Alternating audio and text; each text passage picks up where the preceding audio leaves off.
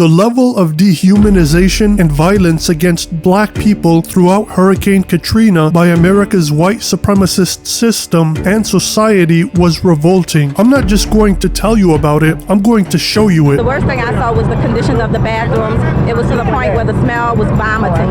The hallways, we actually started camping outside so that we could breathe. The stench of death especially strong around the convention center and the Superdome, where people have moved into the open air as they try to get away from it and closer to where buses and National Guardsmen can get to them. There's 6 bodies upstairs on the 3rd floor. This morning I found one lady in a wheelchair dead in the ladies' bathroom and another lady laying on the floor by the ladies' bathroom dead. And then there's this guy right here that's dead that's been sitting out here for a while. And they're not moving the bodies. It's the smell of dead bodies.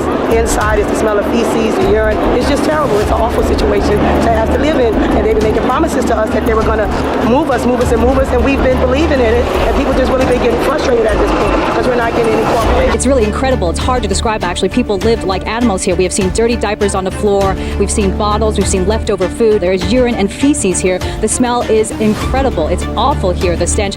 Think about the worst trash you've ever smelled and times that or multiply that by 1,000. I believe New Orleans, a vibrant city, is now a ghost town. It looks like something out of a doomsday scenario. But sadly, officials tell us that at least a dozen bodies are inside. This is 60 Minutes' reporting on how parts of New Orleans, quote-unquote, descended into chaos. I agree that New Orleans descended into chaos, but not for the reasons CBS or the corporate American media claim.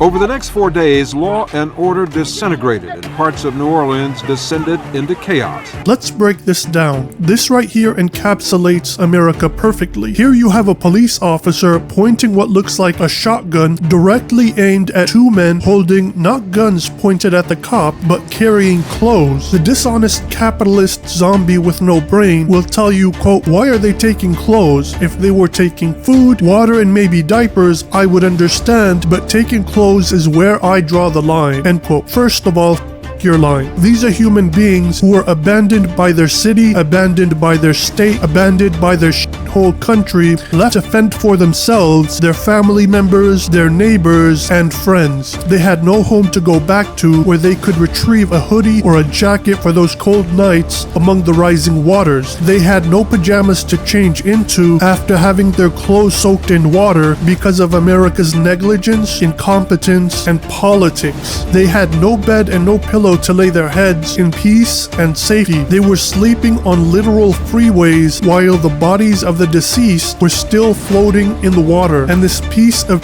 is aiming a shotgun with the threat of murdering them over some fucking clothes.